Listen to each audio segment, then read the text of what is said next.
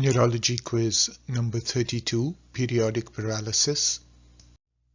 What are the clinical features of the different types of periodic paralysis? These are muscle channelopathies characterized by episodic attacks of flaccid generalized limb weakness. Bulbar, ocular, and respiratory muscles are generally spared. They are associated with high or low serum potassium levels during attacks. Between attacks, potassium levels are normal.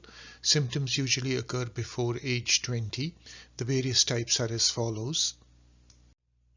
Hypokalemic periodic paralysis. This type is associated with an autosomal dominant mutation in the sodium channel gene SCN4A on chromosome 17.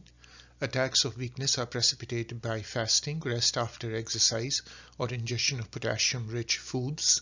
Episodes are shorter than in the hypokalemic type and last minutes to hours. During the attack, patients are weak and areflexic with normal sensation. Cardiac muscle is not affected. Usually, serum potassium levels are higher than 5 millimoles per liter but can be normal. Between attacks, strength is normal, but some patients develop mild fixed limb girdle weakness, and muscle biopsy shows presence of vacuoles. Some patients have associated paramyotonia, usually affecting the eyelids, and myotonic discharges can be seen on EMG. Oral glucose can improve weakness. Preventive treatment includes acetazolamide, dichlorphenamide, thiazide diuretics, and a low potassium, high carbohydrate diet, as well as avoiding fasting and strenuous activity. Hypokalemic periodic paralysis. Inheritance is autosomal dominant. Most patients have mutations in the calcium channel gene CACNL1A3, and this is called type 1, but some may have mutations in the sodium channel SCN4A, and this is called type 2.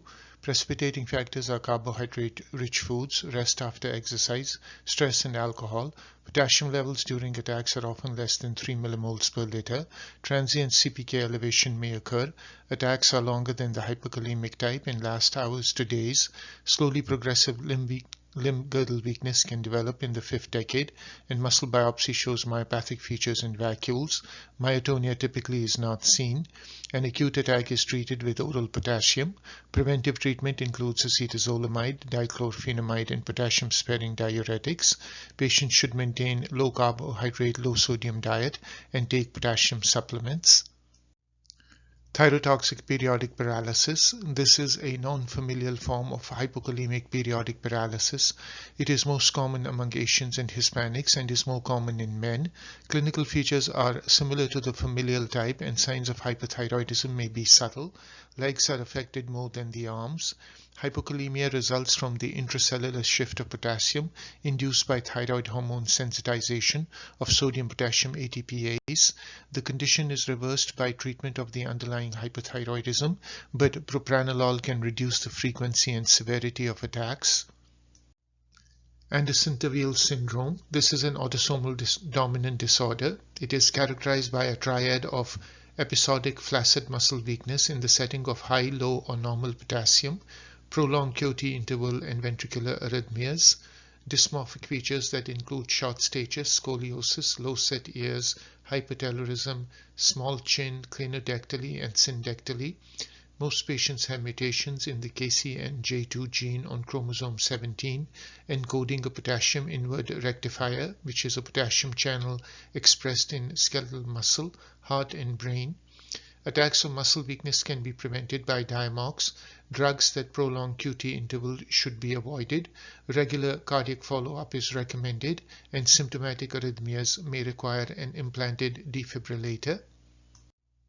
This is a slide showing some of the characteristic dysmorphic features of the syndrome as well as the cardiac complications.